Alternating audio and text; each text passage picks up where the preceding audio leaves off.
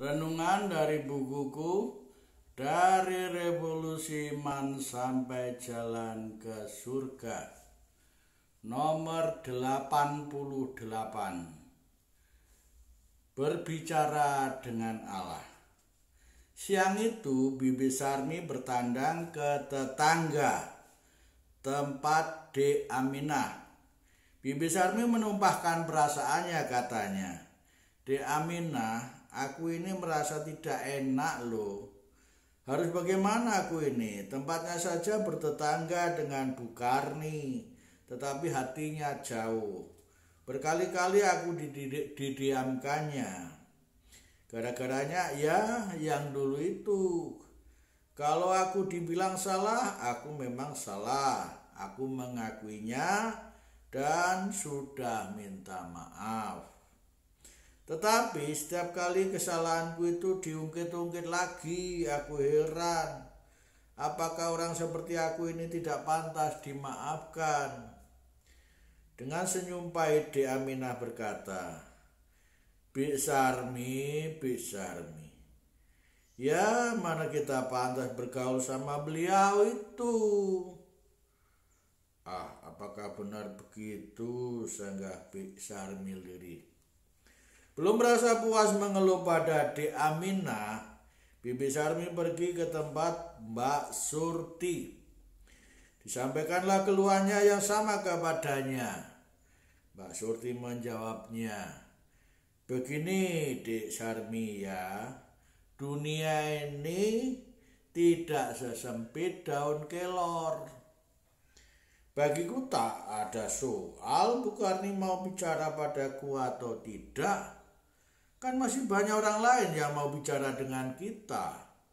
Ada Mbak Udin, Mbak Tiwi, Bu Arjo, dan masih banyak lagi.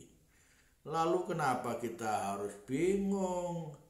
Tetangga kita kan bukan hanya Bu Karni toh. Nah sudahlah, tak usah sedih, tenanglah. Jangan memikirkan hal itu lagi." Saudara-saudari yang terkasih, dalam kehidupan bertetangga ada kalanya ada orang yang tidak mau bergaul atau berbicara dengan orang lain, mungkin karena berbeda status atau tingkatan sosialnya. Orang tidak menganggap kita selevel.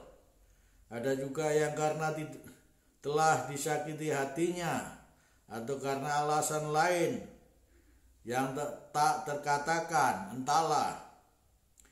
Tetapi Allah tidak bersikap demikian dengan kita, dengan siapapun juga. Ia sama sekali tidak pernah akan menghina kita betapapun dan berapapun kesalahan kita. Allah tidak akan mencampakkan kita dan memutuskan hubungan dengan kita. Justru dengannya kita dapat mengeluh dan menumpahkan segala keluh kesah kita dengan leluasa dan sepuas hati, bahkan dengan tangisan pun, tanpa kita harus merasa malu. Dengan Allah kita bisa berbicara seenak-enaknya dan sebebas-bebasnya. Entah mau protes, menyampaikan kekecewaan, kekesalan, kegagalan, kesedihan, penderitaan, dan kelelahan hidup, dan beban berat kita yang lain. Allah tidak pernah melarang kita berbicara dan tidak pernah ada kesediaan mendengarkan kita sebesar kesediaan yang Allah miliki. Sebab bagi Allah tidak ada orang besar atau orang kecil. Tidak ada orang yang tinggi atau yang rendah. Melainkan di hadapannya semua orang sama saja. Seperti yang menjadi moto Monsinyur Yohanes Harun Yuwono, Allah tidak membeda-bedakan orang. Atau dalam bahasa Latinnya, non est personarum acceptor Deus. Lihat Kisah Rasul bab 10 ayat 34. Allah selalu memperhatikan kita karena Allah tidak pernah tidur.